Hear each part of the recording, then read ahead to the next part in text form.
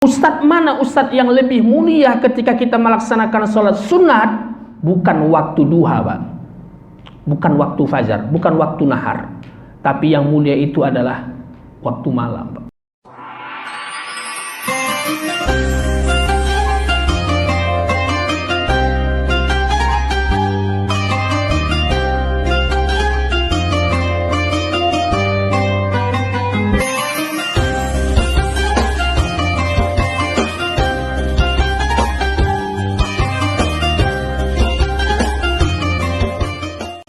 Bismillahirrahmanirrahim. Assalamualaikum warahmatullahi wabarakatuh. Waalaikumsalam warahmatullahi wabarakatuh. Hamdan syukran lillah, summa salatu wassalamu ala rasulillah, Sayyidina wa habibina wa syafi'ina wa zikhrina wa maulana Muhammad wa ala alihi wa sahbihi wa man tabi'ahum bi ihsanin ila yaumil qiyamah. Subhanaka la ilma lana illa ma 'allamtana innaka antal alimul hakim. Qala rabbi ishrah li sadri wa yassir li amri wahlul 'uqdatam min lisani yafqahu qawli. Qala Allah ta'ala fil kitabil karim, bismillahirrahmanirrahim, alladzina yu'minuna bil ghaib wa yuqimuna as-salah wa mimma razaqnahum yunfiqun. Shadaqallahul azim. Amma ba'd. Yang saya hormati Bapak Ibu hadirin hadirat jamaah PLN PLTGU Teluk Lembu yang dirahmati oleh Allah Subhanahu wa taala. Bersyukur kita kepada Allah pada hari ini, di waktu duha ini banyak nikmat yang Allah berikan kepada kita, nikmat sehat, nikmat kesempatan, nikmat umur yang panjang, sehingga kita hadir duduk bersama di musola yang sangat kita cintai ini. Tiada lain adalah untuk meningkatkan kualitas amal ibadah kita di hadapan Allah. Semoga kiranya niat langkah kita insya Allah menjadi catatan amal ibadah di hadapan Allah Subhanahu wa ta'ala. Amin ya rabbal alamin. Beriring salam kepada Nabi Muhammad sallallahu alaihi wasallam. Allahumma salli ala Sayyidina Muhammad wa ala ali Sayyidina Muhammad. Assalamu alayka ayyuhan nabiyyu wa rahmatullahi wa barakatuh. Bapak Ibu yang berbahagia, kajian kita pada hari ini adalah berkaitan tentang rukun Islam yang kedua. Apa Pak Ibu rukun Islam yang kedua? Ya, perintah sholat. Bapak Ibu yang berbahagia, Rasulullah katakan bunyal Islam ala khamsin. Tiang agama atau didirikan agama ini, atau yang sering kita katakan rukun Islam itu ada 5. Ada syahadat, ada sholat, ada puasa, ada zakat, ada haji. Dari 5 rukun ini Bapak Ibu, kalau kita baca dari rukun Islam yang kedua sampai rukun Islam yang kelima, ada satu ibadah yang sifatnya kontinuitas, atau bahasa yang lebih mudah, ada ibadah yang sifat terus menerus, yaitu adalah rukun Islam yang kedua, aqimus shalah. Kalau kita rasakan dan kita kaji Bapak Ibu, perintah berpuasa itu wajibnya hanya setahun sekali. Itulah di bulan Ramadan. Begitu juga ibadah zakat. Ibadah zakat itu ada kewajiban kita sama Allah yang setahun sekali, namanya zakat fitrah. Ada yang dibolehkan sebulan sekali, namanya adalah zakat mal. Bagaimana Ustadz perintah haji? Perintah haji berapa kali Pak Ibu? Sekali setahun? Maka kalau ada tetangga kita, jemaah kita berangkatnya setahun sekali, silahkan. Tapi yang wajib itu adalah seumur hidup sekali. Namun beda halnya Bapak Ibu pada rukun Islam yang kedua. Ketika Allah perintahkan kepada kita aqimus shalah sifatnya adalah terus menerus. Coba kita lihat Bapak Ibu asbab ketika Allah perintahkan kepada orang Islam untuk melaksanakan rukun Islam yang kedua, itu tidak terlepas asbabnya diawali pada bulan Rajab. Maka hari ini kita sudah masuk pada bulan Rajab. Ya, syahrul Rajab syahrullah, bulan Rajab ini adalah bulan Allah. Wa syahru Sya'ban syahrani, bulan Sya'ban ini adalah bulan, sedangkan wa syahru Ramadan syahru ummati, bulan Ramadan adalah bulan umatku. Bagaimana asbabnya? Ketika Allah perintahkan rukun Islam yang kedua itu adalah diawali pada bulan Rajab. Itulah yang sering kita laksanakan, kisahnya adalah Isra wal Mi'raj. Bagaimana Rasulullah sallallahu alaihi wasallam diuji oleh Allah. Istrinya wafat, kakeknya juga wafat. Maka disebutlah tahun itu adalah Amul Huzni. Dalam bahasa kita adalah tahun duka cita. Orang-orang yang sangat cinta kepadanya, orang-orang yang selama ini membantu syiar agama Allah, wafat. Khadijah wafat, yaitu kakeknya juga meninggal dunia. Nah, jadi Bapak Ibu dirahmati Allah Subhanahu wa taala, kalau kita lihat lebih jauh ketika diuji oleh Allah, apakah Rasulullah sallallahu alaihi wasallam ibadahnya Ustadz Don? Tidak. Tapi semakin ia diuji oleh Allah, semakin ia tingkatkan kualitas ibadahnya, Pak. Beda Pak Ibu dengan kita. Baru sakit gigi tinggal sholat isya, Pak. Ada yang lebih parah, sakit hatinya, Pak. Tak pernah datang ke masjid lagi. Kenapa Pak tak datang ke masjid? Saya Ustaz sakit hati, Ustaz.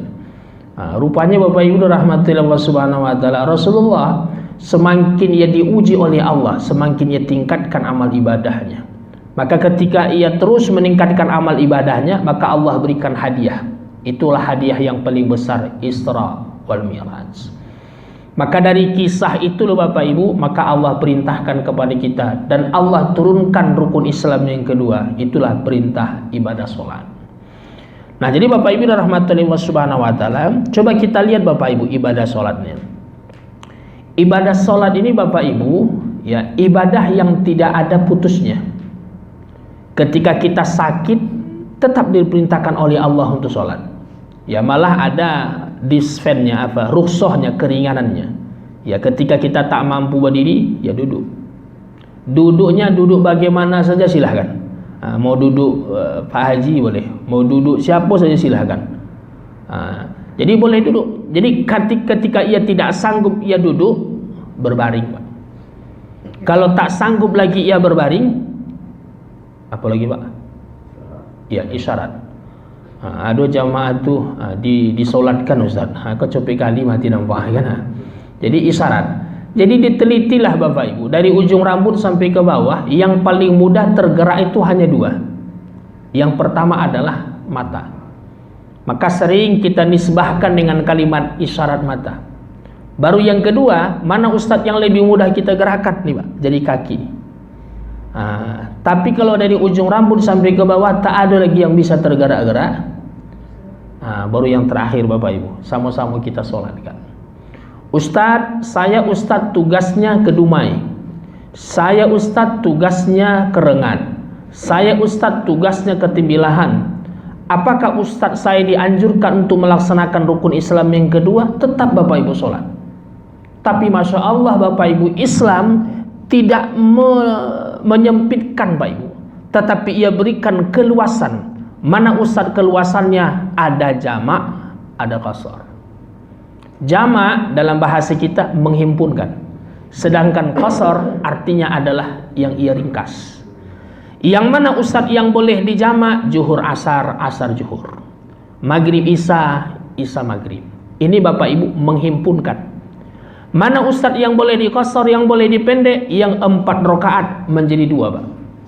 Zuhur 4 rakaat menjadi 2, asar 4 rakaat menjadi 2, begitu juga isya 4 rakaat menjadi 2. Tidak hanya ibu bapak pisahkan, menjamak silahkan, mengqasar silahkan, tapi ada lagi keluasan Islam mengajarkan kepada kita ketika kita dalam keadaan musafir. Mana Ustadz? Silahkan kita gabungkan, setelah ia jamak, ia qasar lagi Pak Ibu. Begitu luar biasanya Pak Ibu perintah untuk melaksanakan rukun Islam yang kedua, aqimus shalah. Namun Bapak Ibu, ada sebahagian saudara-saudara kita, ketika Allah berikan keluasan untuk melaksanakan ibadah sholat, namun ada sebahagian sahabat kita sholatnya Bapak Ibu beda-beda. Ada hari Senin sholat, Selasa libur, Rabu sholat, Kamis libur, Jumat sholat, Sabtu Minggu cuti bersama. Ada Pak. Ada juga sholatnya hanya hari Jumat seminggu sekali. Yang lebih parah itu mana Ustaz? Setahun 2 kali. Idul Adha, Idul Fitri Pak. Itu copet datang tuh supaya dapat sab yang pertama. Rupanya Bapak Ibu yang ia laksanakan itu adalah sunat Pak. Nah, artinya Bapak Ibu rahmatullahi subhanahu wa ta'ala, maka tidak ada halangan, tidak ada rintangan, tidak ada alasan Bapak Ibu kita yang hadiri tidak melaksanakan ibadah sholat. Nah, sekarang Bapak Ibu coba kita lihat. Ibadah sholat itu kan hanya 2. Yang pertama ada disebut dengan sholat wajib. Yang sholat wajib ini Bapak Ibu ia juga terbagi kepada 2. Ada wajib ain, ada wajib kifayah. Dalam bahasa kita sehari-hari ada fardu ain, ada fardu kifayah. Yang mana Ustadz yang fardu kifayah yang selalu kita ucapkan itu adalah melaksanakan jika ada jamaah kita wafat, maka itu disebut dengan fardu kifayah. Apa makna fardu kifayah? 1 orang saja yang melaksanakan, maka 1 kampung Bapak Ibu bebas. Itulah kewajiban 4. Dimandikan, apalagi Pak? Dikafani, disolatkan, dimakamkan. Contoh Pak Ibu, dimandikan. Kalau Bapak Ibu bandingkan, mana yang lebih mudah? Memandikan anak, cucu atau mandikan mayat? Itu beda-beda nampaknya nah. Ustadz mana Ustadz yang lebih mudah? Banyak jamaah Bapak Ibu mengatakan Ustadz lebih mudah Ustadz memandikan mayat Ustadz. Kalau memandikan anak cucu ini Ustadz, kadang kakeknya ke belakang, cucu pula ke depan. Kadang sudah sampai atuknya ke depan, cucu pula ke belakang. Alhasil bagaimana Ustadz? Sesak napas Pak Nenek. Tapi mayat Pak Ibu. Tapi mohon maaf Bapak Ibu, tidak semuanya orang mampu untuk memandikan mayat Pak. Tidak semuanya. Sama Bapak Ibu rahmatullahi subhanahu wa ta'ala, ketika ditanya mana Ustadz yang lebih mudah, mengkapani mayat atau memakaikan pakaian sendiri Pak? Maka lebih mula adalah pakaian sendiri Pak. Kenapa Ustadz? Karena Bapak Ibu rahmatullahi subhanahu wa ta'ala, ya mengkapani mayat ada aturannya Pak. Kalau laki-laki wafat berapa helai Pak? Berapa lapis? 3 Pak. Kalau perempuan boleh 5, boleh 7 Pak. Tapi kalau darurahnya banyak Bapak Ibu, ambil 7. Tapi kalau ia tidak ada darurahnya, ambil saja Bapak Ibu 5. Tapi uniknya Bapak Ibu, ya pakaian yang dipakaikan kepada semayit itu adalah saubul abyad minad danas. Pakaiannya adalah berwarna putih. Misal Bapak Ibu berwasiat sama anak, nak, kalau Bapak nanti meninggal dunia, mohon kain kapannya warna kuning Pak. Tak bisa. Kenapa Ustaz warna kuning? Rupanya Bapak ini sering main partai Golkar Pak. Rupanya terbawa wasiatnya Pak. Jadi kita yang hadiri Bapak Ibu dan rahmatullahi subhanahu wa ta'ala, maknanya apa Ustaz? Rupanya ada fardu kifayah Bapak Ibu. Ya 1 orang saja yang melaksanakan, 1 kampung Bapak Ibu lunas. Tapi ada yang mengikat untuk diri kita, namanya adalah fardu ain. Itulah yang 5 waktu tuh. Yang 5 waktu ini Bapak Ibu ditawarkan oleh Allah kepada kita. Ada yang pahalanya darajat 1 derajat. Ada yang bisa ba'in wa isyrina darajat, ada yang 27 derajat. Ada yang Bapak Ibu yang 10.000, ada juga Bapak Ibu yang 100.000. Di mana Ustadz tempat-tempat yang 1 derajat, yang 27, yang 10.000, yang 100.000, tempatnya Pak Ibu berbeda.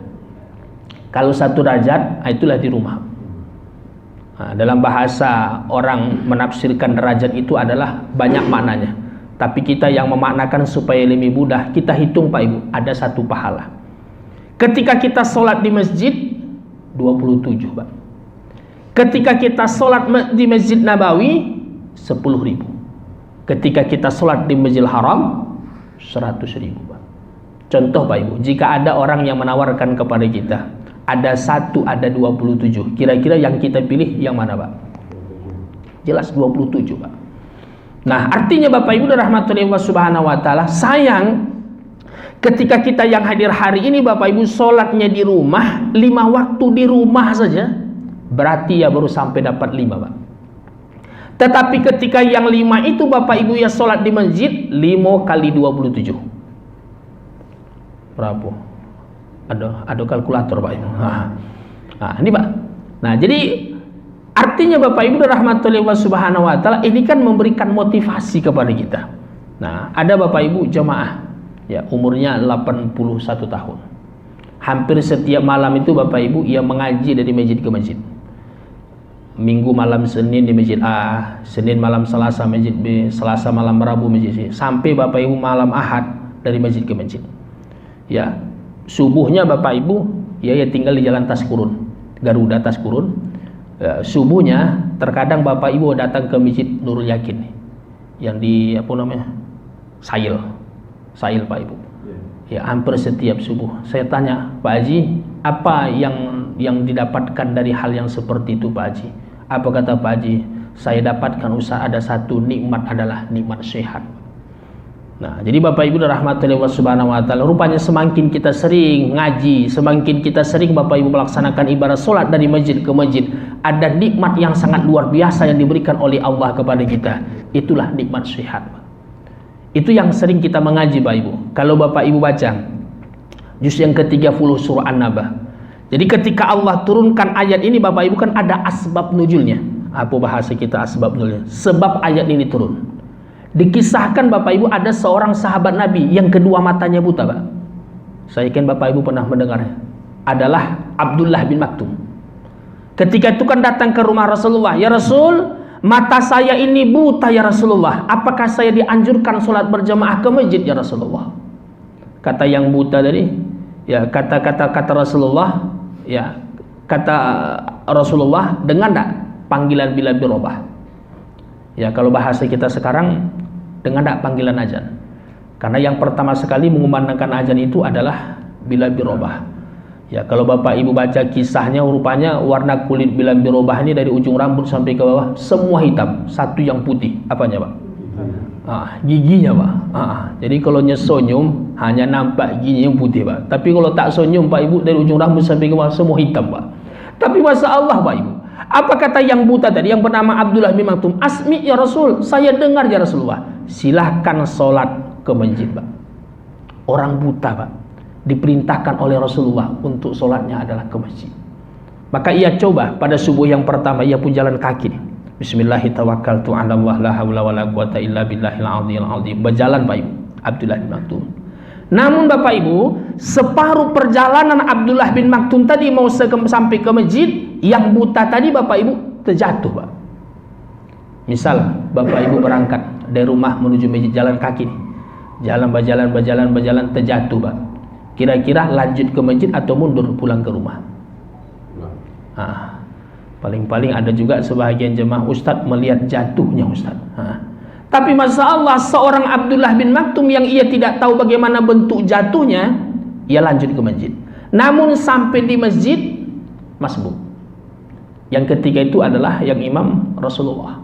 Selesai Rasulullah salat, Assalamualaikum warahmatullahi, Assalamualaikum warahmatullahi. Ia lihat ke belakang. Begitu banyak sahabatnya yang berjamaah, ada satu orang yang masbuk. Itulah Abdullah bin Maktum.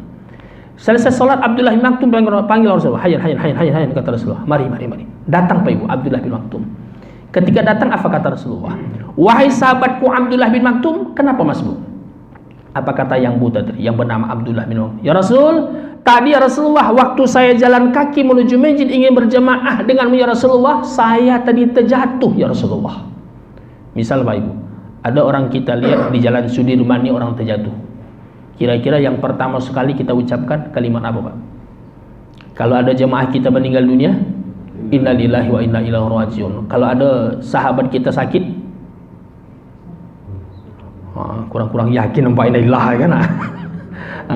Ustaz, kalau ada sahabat kita Ustaz sakit, apa yang kita ucapkan? Tetap Pak Ibu yang kita ucapkan kalimat innalillah. Tapi ingat hanya sebatas innalillah. Iko ndak menjenguk rumah sakit umum itu apa kata kita? Innalillahi wa inna ilaihi rajiun. Itu salah Pak. Tapi hanya sebatas innalillah. Tapi masya Allah Pak Ibu, ketika Abdullah menyampaikan kepada Rasul, ya Rasul, tadi Rasulullah waktu saya jalan kaki ke masjid ingin berjemaah dengannya Rasulullah, saya tadi terjatuh ya Rasulullah. Rupanya Pak Ibu, Rasulullah tidak mengucapkan kalimat subhanallah. Rasulullah juga tidak mengucapkan kalimat masya Allah. Tapi saat itu Rasulullah langsung mengucapkan kalimat Alhamdulillah. Misal bapak ibu berdua jalan ke masjid nih, jatuh bapak ibu, apa kata kawan sebelah? Alhamdulillah. Bagaimana perasaan bapak ibu? Marah pak. Sudah jatuh didoakan kalimat Alhamdulillah. Tapi Masya Allah, seorang Abdullah bin Maktum yang ia tidak tahu, bapak ibu, ia tidak marah kepada Rasulullah, malah bertanya kepada Rasul, ya Rasul, kenapa engkau doakan, kenapa engkau ucapkan kalimat Alhamdulillah? Apa kata Rasulullah? Datangnya engkau ke masjid, jatuhnya engkau datang ke masjid, separuh dosamu diampuni oleh Allah. Ini bapak ibu, subuh yang pertama. Subuh yang kedua, ia buka pintu rumahnya lagi. Ketika ia langkahkan kakinya menuju masjid, ja'a rajulun, datang pak ibu seorang laki-laki langsung memegang tangan Abdullah bin Maktum. Tapi Abdullah bin Maktum tak bertanya siapa nama, di mana tempat tinggal. Ustaz, untuk apa Ustaz seorang laki-laki ini? Untuk menolong Abdullah bin Maktum ke masjid. Alhamdulillah sampai dalam keadaan selamat. Subuh yang kedua pak, subuh yang terakhir, ia buka pintu rumahnya lagi. Ketika ia langkahkan lagi kakinya menuju masjid, datang lagi pak ibu seorang laki-laki. Yang laki-laki ini laki-laki subuh yang kedua langsung juga memegang tangan Abdullah bin Maktum. Tapi saat itu Abdullah bin Maktum langsung bertanya, Mahada, siapa ini? Apa kata laki-laki itu? Ana iblis. Rupanya bapak ibu yang menolongnya adalah iblis. Logikanya, Ustadz kok baik Ustadz iblis? Di subuh yang kedua ia tolong. Sampai-sampai bapak ibu di subuh yang ketiga juga ia ingin tolong. Rupanya ada maksud dan tujuan iblis. Apa maksud dan tujuan iblis Ustaz? Kalaulah Abdullah bin Maktum ini bapak ibu seorang berangkat ke masjid, jatuh sekali lagi, apa yang habis bapak ibu? Dosanya Pak. Kenapa Ustaz? Ingat subuh yang pertama jatuh tadi, didoakan oleh Rasulullah, Alhamdulillah separuh dosa wahai Abdullah bin Maktum diampuni oleh Allah. Rupanya Pak ibu terdengar oleh iblis, aku tidak menjadi kok. Kalau Abdullah bin Maktum lagi seorang berangkat ke masjid, jatuh sekali lagi, habislah Bapak Ibu dosa Abdullah bin Maktum. Tapi ingat, kita yang sudah mengaji jangan salah pengertian. Nanti waktu sholat zuhur, setiap datang ke masjid jatuh ke jatuh ya, jatuh ke jatuh. Ustadz seperti Ustadz kita mengamalkannya salah Pak Ibu. Tapi ada hikmah yang sangat luar biasa. Yang buta Pak, datang ke masjid Pak. Apalagi kita yang hadir ini. Maka sayang ketika kita mengambil 1 derajat. Tapi yang kita ambil itu mana Ustadz? Yang 27 derajat. Malah Bapak Ibu ada jemaah hampir tiap tahun Bapak Ibu ya berangkat umroh. Saya tanya, apa yang dicari itu Pak Haji?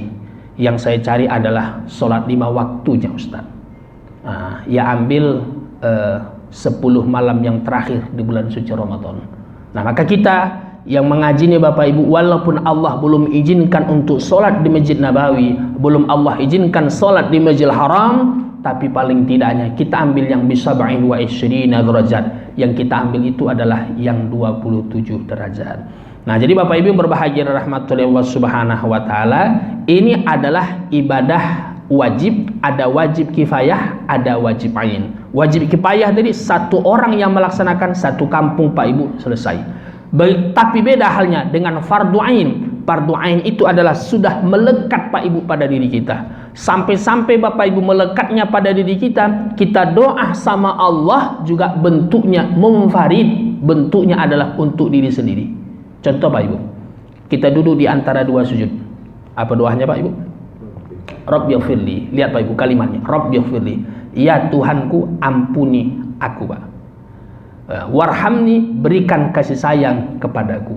Boleh enggak Ustaz saya ubah dalam bentuk jamak? Tak boleh. Jangan pula setelah mengaji ini Rabbighfir lana warhamna wajburna warfa'na. Tidak.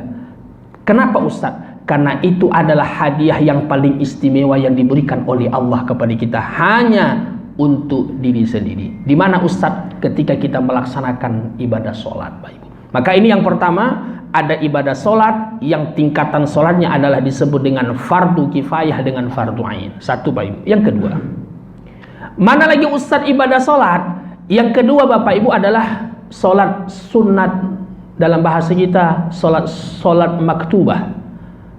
Yang sholat maktubah ini Bapak Ibu ada terbagi kepada 2 ya. Ada yang disebut dengan muqayyad, ada mutlak. Ustaz tambah 1 lagi, ada namanya sholat sunat awabin.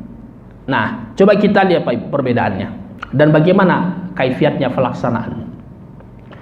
Yang pertama Bapak Ibu ada namanya sholat sunat mutlak. Sholat sunat mutlak ini Bapak Ibu sholat yang terikat dengan waktu. Maka ia terbagi kepada dua.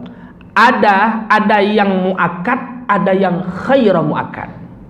Dalam bahasa kita yang muakkad ini adalah ibadah yang tak pernah ditinggalkan oleh Rasulullah. Jumlahnya ada berapa Pak? 12. Coba kita hitung Bapak Ibu. Pertama 2 rakaat sebelum subuh. Setelah itu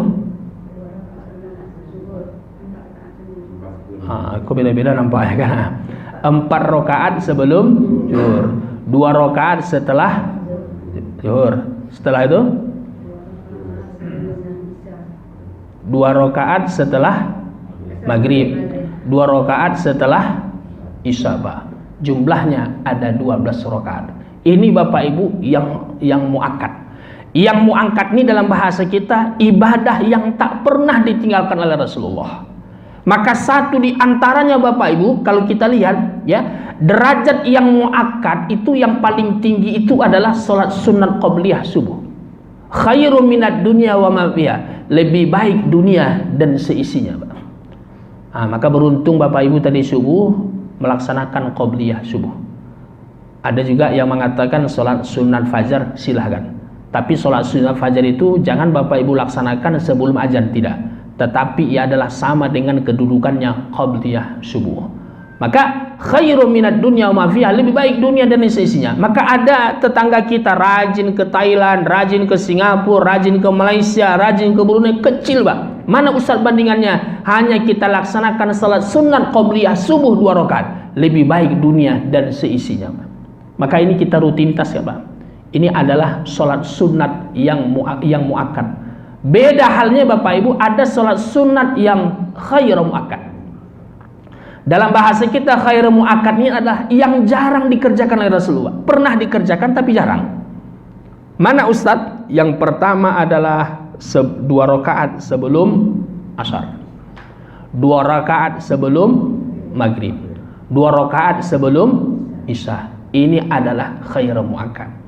Jadi kalau ada masjid Bapak Ibu yang pakai qabliyah maghrib, silahkan Pak. Kalau ada masjid melaksanakan qabliyah isya, silahkan. Kalau ada masjid melaksanakan qabliyah asar, silahkan. Kenapa Ustaz? Karena ia adalah disebut dengan khairu muakkad. Jangan pula masjid itu tak pakai qabliyah, kita seorang pakai qabliyah Pak. Itu salah loh. Ya, supaya apa Ustaz? Supaya kita mengenal Bapak Ibu, ini adalah sholat sunat muqayyad. Muqayyad itu adalah yang diikat dengan waktu. Ia terbagi kepada ada yang muakkad, ada yang khairu muakkad. Tapi ada sholat sunat yang disebut dengan sholat sunat mutlak, yang tidak terikat dengan waktu. Tetapi ada Bapak Ibu yang tak boleh kita kerjakan waktunya. Mana Ustaz? Ada 2. Yang pertama adalah ba'diyah asar, yang kedua adalah ba'diyah subuh. Jadi jangan Bapak Ibu yang hadir hari ini karena imannya sudah naik, semua Bapak Ibu qabliyah saja, semua ba'diyah saja. Tidak Pak. Rupanya Bapak Ibu ada aturan yang diajarkan oleh Rasulullah kepada kita. Satu di antara yang tak boleh, mana Ustaz? Malah bentuknya adalah hukumnya haram, setelah asyar dengan setelah subuh Bapak Ibu. Tidak boleh. Nah, jadi Bapak Ibu rahmatullahi subhanahu wa ta'ala, kenapa Ustaz? Ibadah-ibadah sholat itu ia selalu diikat dengan qabliyah dan ba'diyah. Rupanya Bapak Ibu terkadang ketika kita melaksanakan ibadah wajib itu ada hal yang kurang sempurna Pak Ibu kita laksanakan. Wabil khususnya di mana Ustaz yang mengikat sempurna atau tidak sempurnanya pada rukunnya Pak. Sama halnya orang mau umroh. Umroh itu kan diikat dengan rukun. Pertama ihram, yang kedua tawaf, yang ketiga sa'i, yang keempat tahallul, yang kelima tertib. Ini Bapak Ibu rukunnya. Nah, jika ada rukun ini yang tidak sempurna atau ia tinggalkan atau ia langgar, maka Bapak Ibu ia dam. Dam itu apa bahasa kita? Denda. Ia belilah 1 ekor kibas. Nah, begitu halnya Pak Ibu. Ketika kita melaksanakan ibadah sholat, ada yang melekat pada kita namanya rukun. Rukun sholat itu Bapak Ibu, kalau kita baca dalam ilmu fikih itu ada 13. Dari yang 13 itu Bapak Ibu terbagi kepada dua. Ada rukun qaul, ada rukun fi'il, ada rukun qalbun. Ustadz, yang mana Ustadz rukun qaul? Qaul ini kan artinya yang diucapkan. Contoh Al-Fatihah, Alhamdulillahirabbil alamin, Ar-Rahmanir-Rahim, Maliki yaumiddin. Ini rukun qaul. Sama dengan syahadat, ya tahiyat awal, at-tahiyatul mubarakatus shalawatut thayyibatu lillah. Ini adalah rukun qaulnya. Maka jangan sampai Bapak Ibu rukun qaul ini sapatainnya, dua bibirnya Pak Ibu tak bergerak. Nah, kan ada jamaah tuh Bapak Ibu monung aja. Tak bergerak bibirnya, monung aja. Berarti ia meninggalkan rukun qaulnya, Pak. Jadi rukun qaul itu ia diucapkan. Mana Ustaz ciri-ciri orang yang mengucapkan di dalam sholat? Safatainnya Pak Ibu, dua bibirnya bergerak. Nah, tapi ingat ada juga jamaah ini Bapak Ibu yang mengganggu kawan sebelah itu sholat. Kenapa? Terlalu, mohon maaf, terlalu tinggi Pak suaranya. Asyhadu an la ilaha illallah, asyhadu anna Muhammad. Tak boleh Pak. Jadi yang boleh hanya mendengar apa yang kita baca itu adalah kita sendiri. Jangan terlalu berlebihan. Namanya adalah rukun qaul. Tapi ada yang kedua namanya rukun fi'il. Rukun fi'il adalah yang digerakkan. Ruku, i'tidal, sujud, duduk di antara dua sujud, ini adalah rukun fi'ilnya. Tapi ada yang menentukan Pak. Walaupun rukun qaulnya sempurna, walaupun rukun fi'ilnya sempurna, tapi ada yang menentukan rukun qalbunnya. Qad aflahal mu'minun, sesungguhnya orang yang beriman itu sangat beruntung.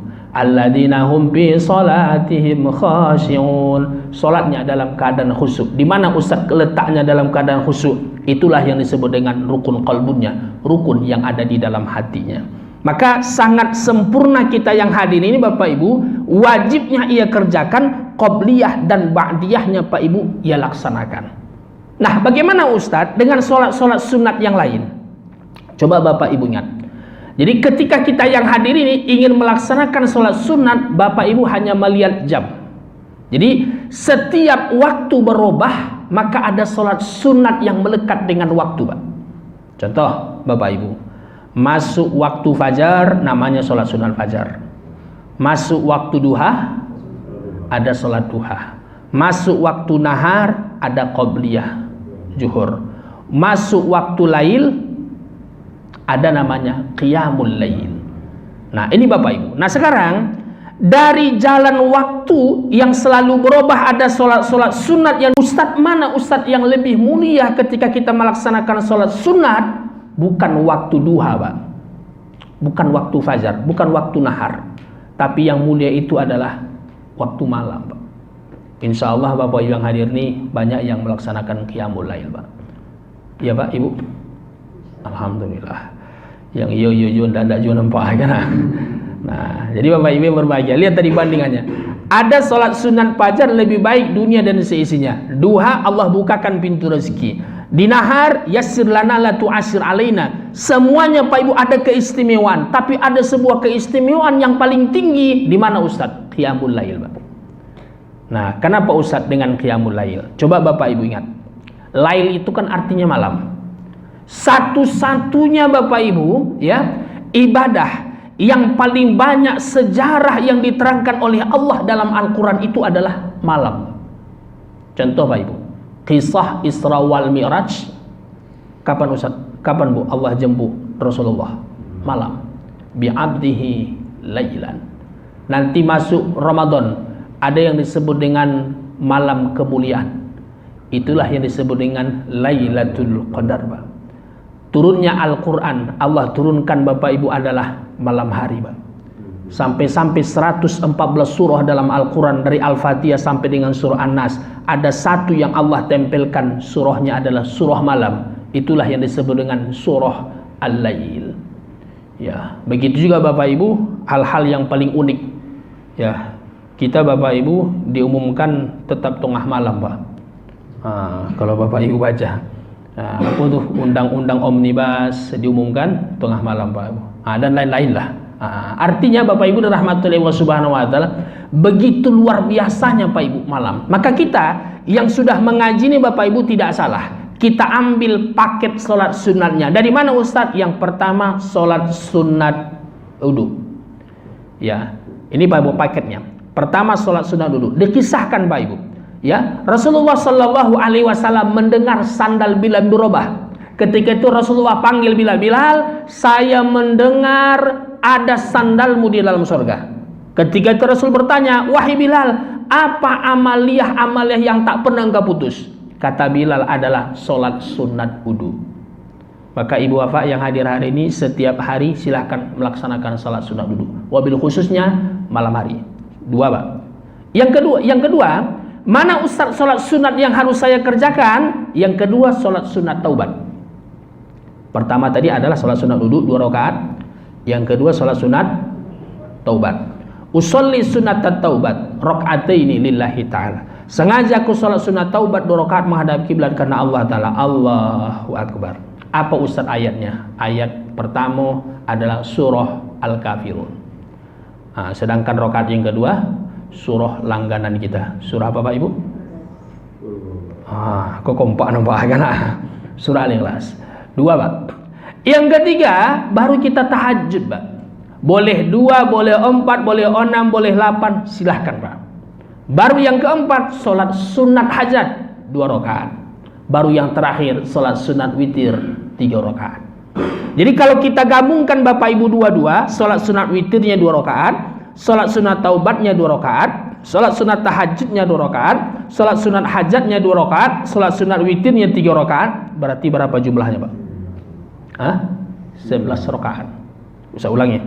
Sholat sunat wudu 2 rakaat, sholat sunat taubat 2 rakaat, sholat sunat tahajud 2 rakaat, sholat sunat hajat 2 rakaat, sholat sunat witir 3 rakaat, 11 rakaat tiap malam Pak.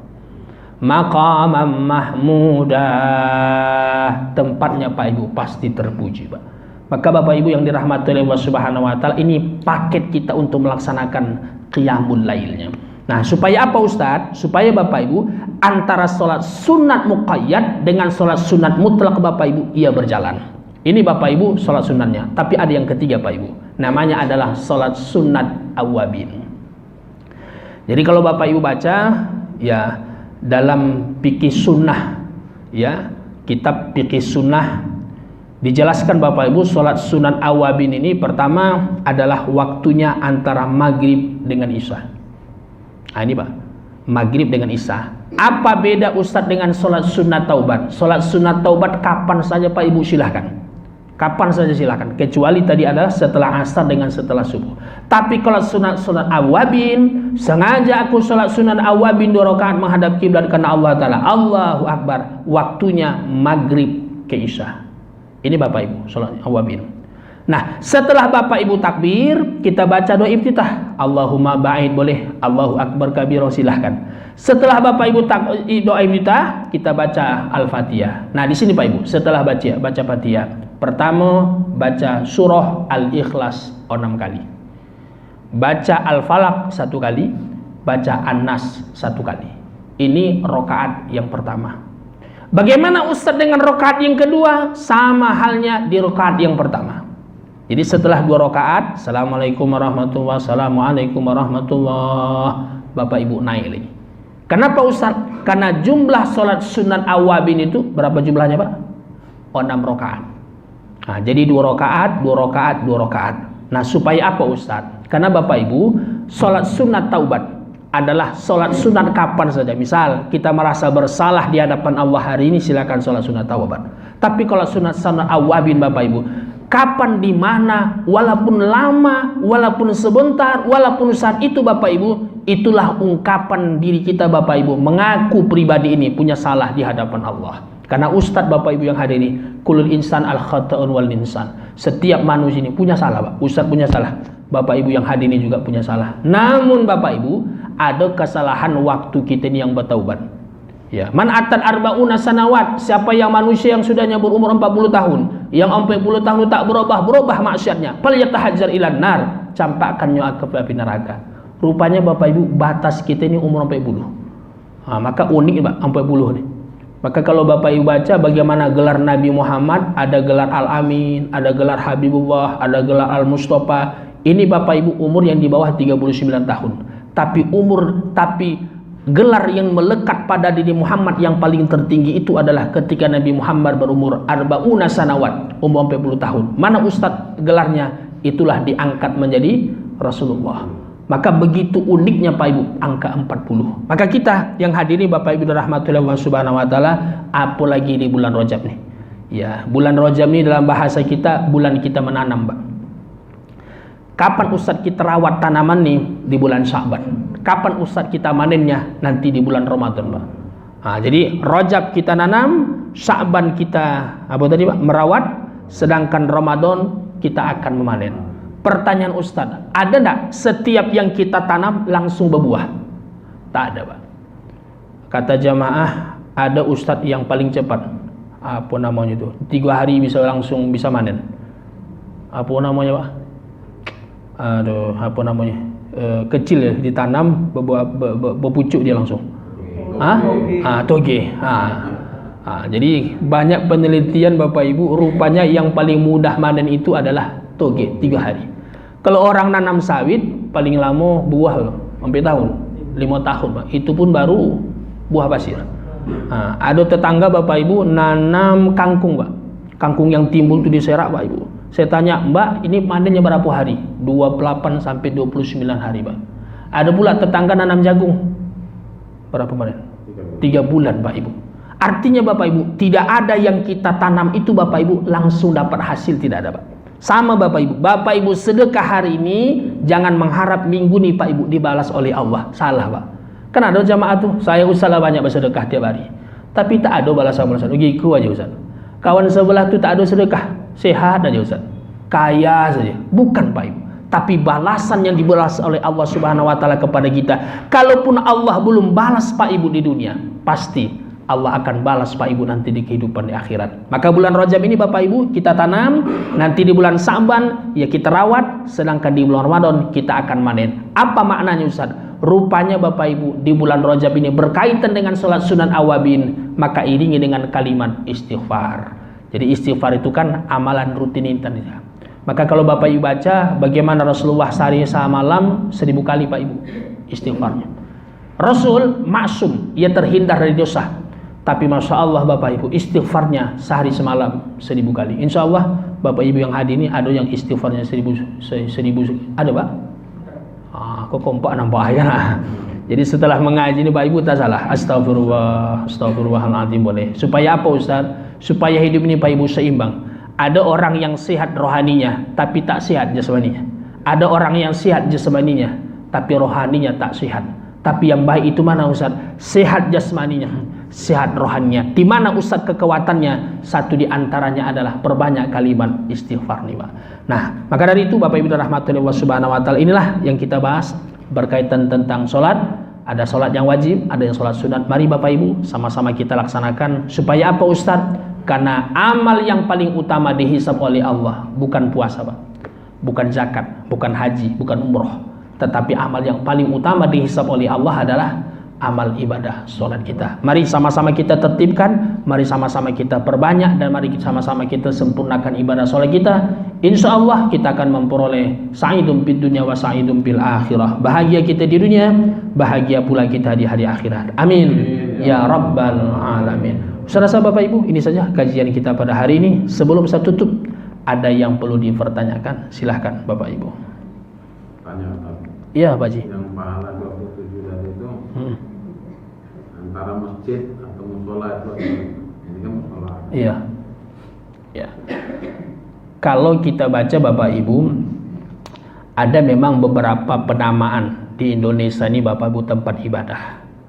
Ada namanya musola, ada namanya surau, ada namanya langgar, ada namanya masjid. Apa lagi? Ada lagi Pak? Tak ada ya? Ustadz, yang 4 nih Ustadz, apakah sama Ustadz sholatnya dengan masjid? Sama Pak. Jadi kalau Bapak Ibu sholatnya selama ia berjemaah itu adalah tempat ia sujud, silahkan Bapak Ibu pahalanya sama bisa ini wa yusdina turajat. Misal kita sholat di musola nih berjemaah zuhur, sama enggak Ustadz pahalanya dengan sholat di masjid apa tuh dekat As-Sa'adah? Abidin deh. Abidin. Sama enggak Ustaz? Sama Pak. Hanya Bapak Ibu dalam hal sholat Jumat, maka lebih baik adalah kita sholat Jumatnya di masjid, Bang. Ya, karena kalau Imam Syafi'i itu kan ia berikan jumlah 40 orang. Nah, jadi artinya Bapak Ibu rahmati Allah, selama ia berjemaah baik dilanggar, di musola, di surau, itu sama pahalanya dengan di masjid. Yang paling uniknya, bagaimana Ustadz kalau saya berjamaah di kantor? Musolanya tak ada di kantor tuh. Jadi ada dibuat berjamaahnya di kantor. Jika Bapak Ibu hal-hal darurat, contoh cuaca yang tak memungkinkan kita ke masjid, atau hal-hal yang lain kita tak mungkin ke masjid, silahkan Bapak Ibu sholat berjamaahnya di kantor. Tapi kalau halnya tidak ada hal-hal darurat, maka lebih baik Bapak Ibu sholat kita berjamaah di masjid atau di musola. Sama Pak Haji. Ya Pak Haji. Ada yang lain Bapak Ibu? Kalau misalnya kita sakit yang di rumah sakit, terus kita mau sholat gitu kan tidak bisa duduk, tidur. Terus gimana sholat kita terus? Kan kadang nggak menghadap kiblat. Ya, Ustadz, ketika kita dalam keadaan sakit, masuk rumah sakit nih, masuk waktu sholat. Jadi syarat sah sholat itu kan satu diantaranya adalah menghadap kiblat. Nah saat itu Ustadz, tempat saya itu arahnya tidak mengarah kiblat. Apakah boleh Ustadz? Kalau ia dalam hal yang pelaksanaannya Bapak Ibu darurat tak bisa lagi itu boleh. Misalnya nih Pak, rupanya kan arahnya ke sana nih. Ini tak bisa digeser-geser nih, kita pun tak bisa menggeser nih. Boleh Pak. Sama halnya Bapak Ibu kita dalam kendaraan. Ya dalam kendaraan nih, mau sholat dalam kendaraan. Ya, pawalli wajhaka syatral masjidil haram. Ya, seolah-olah kita arahkan kita betul-betul arahnya ke Masjidil Haram. Tapi kenyataannya Ustadz tidak jadi masalah. Hanya Bapak Ibu, bedanya kalau orang yang sakit ya kan menetap tuh tempatnya. Dengan orang yang berada dalam kendaraan, maka kalau dalam kendaraan, pertama Bapak Ibu arahkan dulu awalnya arah kiblat. Ya, artinya arahnya adalah di mana kalau berarti terbenamnya matahari. Berarti itu Pak Ibu. Namun jika nanti kendaraannya Bapak Ibu mohon maaf, terkadang belok kiri, belok kanan sehingga tidak terarah lagi, apakah Ustadz saya langsung batalkan? Tidak Pak. Nah beda halnya ketika kita berada di rumah sakit. Rumah sakit itu kan tidak mungkin Bapak Ibu kalau sudah seperti itu, sebuah tempatnya datang kita geser, subuh digeser, zuhur digeser, sampai isya Bapak Ibu digeser, itu tidak memungkinkan Pak Ibu. Maka silahkan kalau seperti itu, silahkan kita melaksanakan ibadah sholat sah Pak Ibu. Seperti itu Bu. Ya. Ada yang lain Bapak Ibu? Baik, kalau tak ada, ini saja Bapak Ibu kajian kita pada hari ini. Terakhir kita tutup dengan doa. Al-Hajihi niyah Al-Fatihah. A'udzubillahi minasyaitonirrajim. Bismillahirrahmanirrahim. Alhamdulillahi rabbil alamin arrahmanirrahim maliki yaumiddin. Iyyaka na'budu wa iyyaka nasta'in. Ihdinas siratal mustaqim. Siratal ladzina an'amta 'alaihim ghairil maghdubi 'alaihim waladdallin. Amin. Na'udzubillahi minasyaitonirrajim. Bismillahirrahmanirrahim. Alhamdulillahi rabbil alamin wassalatu wassalamu ala asrafil anbiya'i wal mursalin wa ala alihi wa sahbihi ajma'in. Ya arhamar rahimin irhamna. Wahai Allah yang maha pengasih lagi maha penyayang, di waktu pagi, di waktu duha ini ya Allah, kami angkat kedua tangan kami mengadu dan bermohon padamu ya Allah. Jadikan peruritan kami hari ini dari awal hingga akhir Engkau ridhoi birahmatika ya arhamar rahimin. Allahumma ya Allah ya Ghafur, wa ya Allah ya Maha Pengampun, ampunkan dosa kami terhadap kedua orang tua kami, dosa istri dengan suami, suami dengan istri, dosa kami terhadap para keturunan kami, dosa kami terhadap mukmin mukminat, muslim muslimat, baik yang hidup maupun yang sudah mendahului kami birahmatika ya arhamar rahimin. Allahumma ya Allah ya Fattah ya Razzaq, Wahai Allah yang maha pembuka pintu rezeki, di waktu duha ini ya Allah kami mohon, jika rezekimu di atas langit maka turunkanlah, jika rezekimu di dalam bumi maka keluarkanlah, jika rezekimu jauh maka dekatkanlah, jika rezekimu sulit maka mudahkanlah, jika rezekimu haram maka sucikanlah ya Arhamar Rahimin. Allahumma ya Allah ya Wahhab ya Razzaq, wahai Allah yang maha pemberi rezeki, saatnya Allah engkau telah berikan rezeki kepada kami, yaitu rezeki keluarga. Jadikan keluarga yang hadir ini keluarga yang sakinah, mawaddah, warahmah. Jadikan anak kami yang soleh dan soleha, taat dan taatilah, cinta dengan Al-Quran birahmatika ya Arhamar Rahimin. Allahumma ya Allah ya Wahhab ya Razzaq, wahai Allah yang maha pemberi rezeki, saat ini Allah engkau telah berikan rezeki harta kepada kami. Jadikan harta menjadi sahabat bagi kami, dan jangan engkau jadikan harta menjadi musuh bagi kami maupun menjadi musuh bagi keluarga kami ya Mujibas Sailin. Allahumma barik lana fi Rajab wa Sya'ban, ya Allah berkailah umur kami di bulan Rajab dan Sya'ban, wa ballighna Ramadan, sampaikan umur kami di bulan suci Ramadan. Rabbana atina fid dunya hasanah wa fil akhirati hasanatan wa qina azaban nar. Sallallahu wa sallimu alaihi walhamdulillahi rabbil alamin. Taqabbalallahu minkum minna wa minkum taqabbal ya karim. Assalamualaikum warahmatullahi wabarakatuh.